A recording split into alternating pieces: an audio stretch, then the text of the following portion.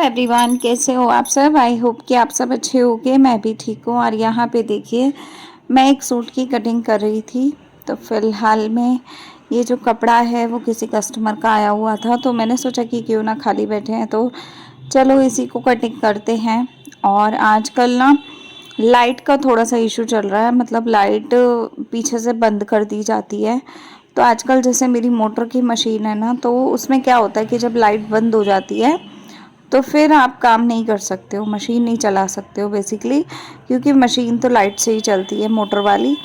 तो ये दिक्कत होती है। तो मैं आप लोगों से कहूँगी कि अगर आपको अपनी स्पीड बढ़ानी है ना, तो अगर आप स्पीड बढ़ा के सिलाई का काम करना चाहते हो तो वो कैसे कर सकते हो, मैं आज इसके वीडियो में बताने वाली हूँ।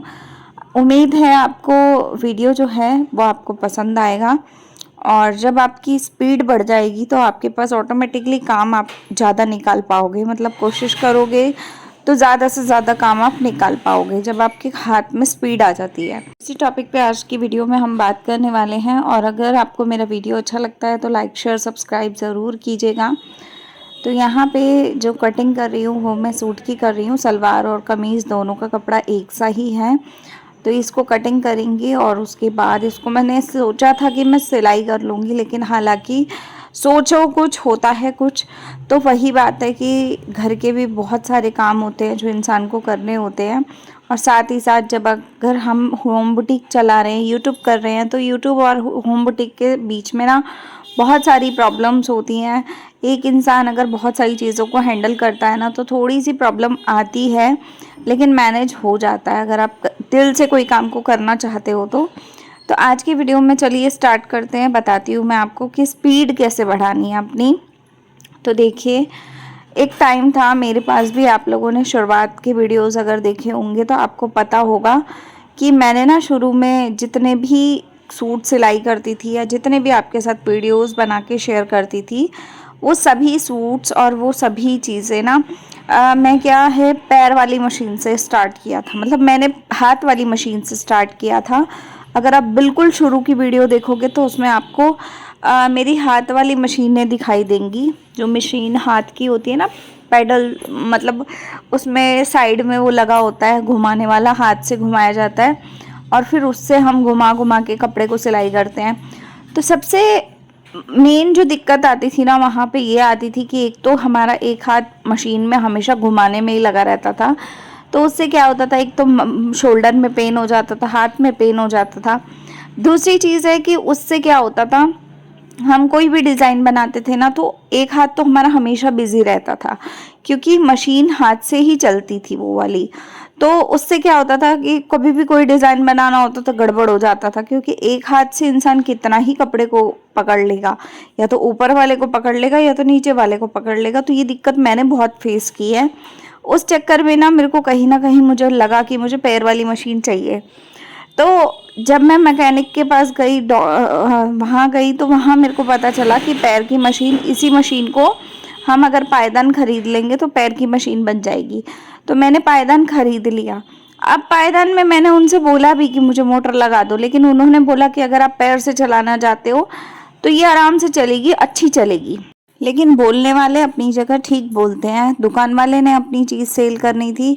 हालांकि अगर मैं मोटर लेती तो उसके पैसे भी उसे पे करती, लेकिन उस समय के हिसाब से दुकान वाले ने मुझे जो सलाह दी उस तरीके से मैंने उस चीज़ को देखा और उस चीज़ के हिसाब से मैंने वो चीज़ ले ली।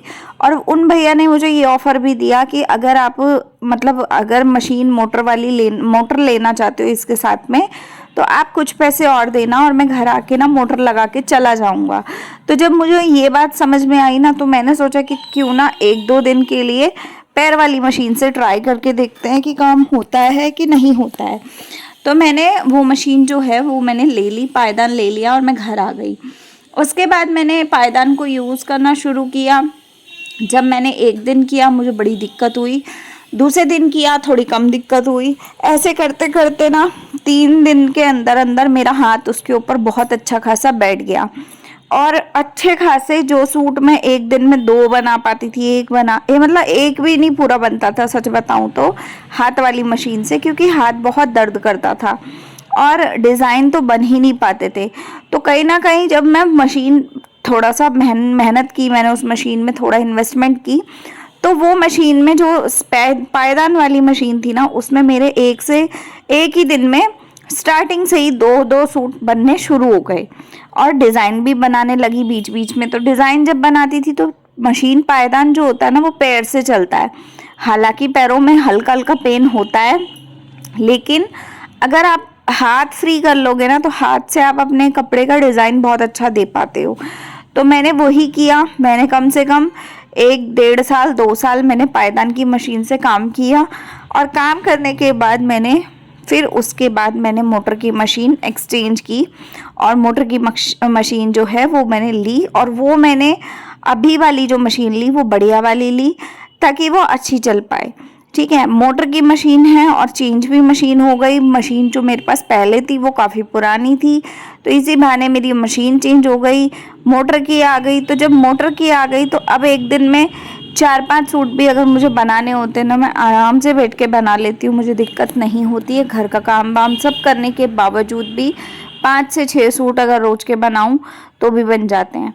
तो मैं आपको यही कहूँगी कि अगर आपको स्पीड बढ़ानी है, मैंने ये स्टोरी इसीलिए सुनाई है, अपना एक्सपीरियंस सुनाया है, ताकि अगर आपको स्पीड बढ़ानी है तो आपको अपनी मशीन में इन्वेस्टमेंट ज़रूर करनी पड़ेगी।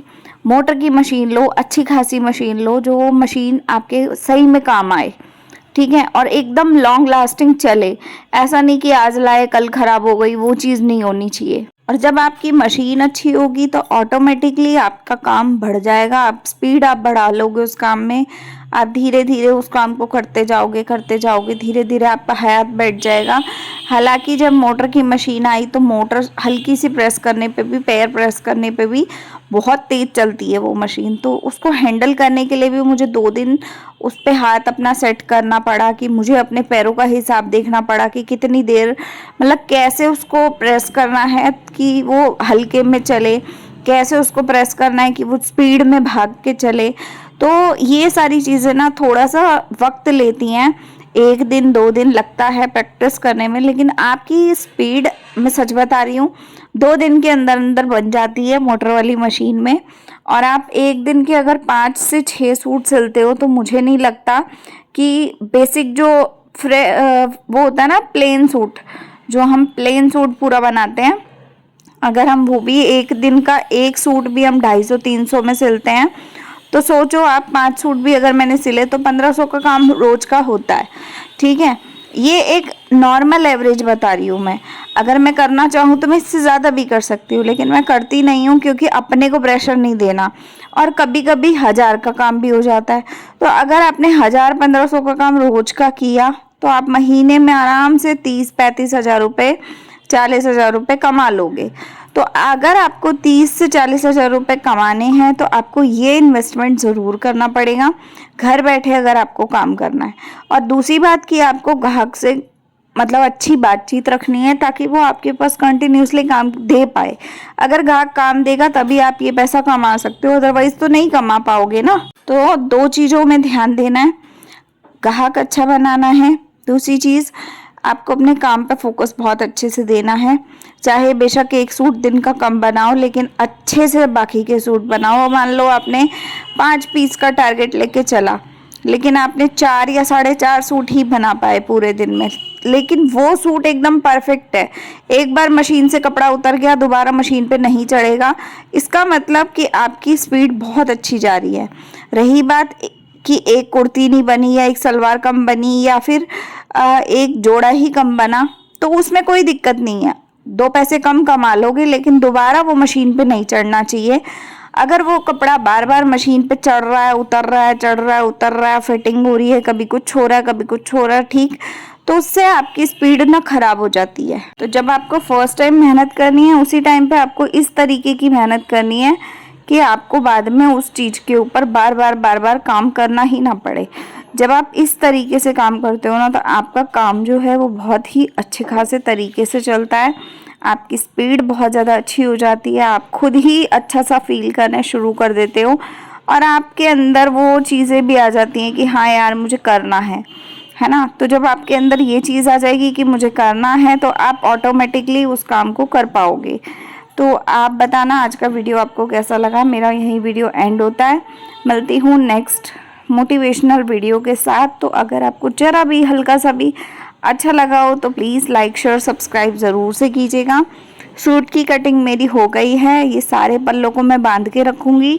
जिस समय भी कटिंग करने के बाद मैं पल्लों को बांध देती हूँ और जब मेरे को सिलाई करने का समय होता है तब मैं फटाफट एक पल्ले को खोलती हूँ, एक सूट को खोलती हूँ और पूरे सूट को बना के ही हटती हूँ पीछे।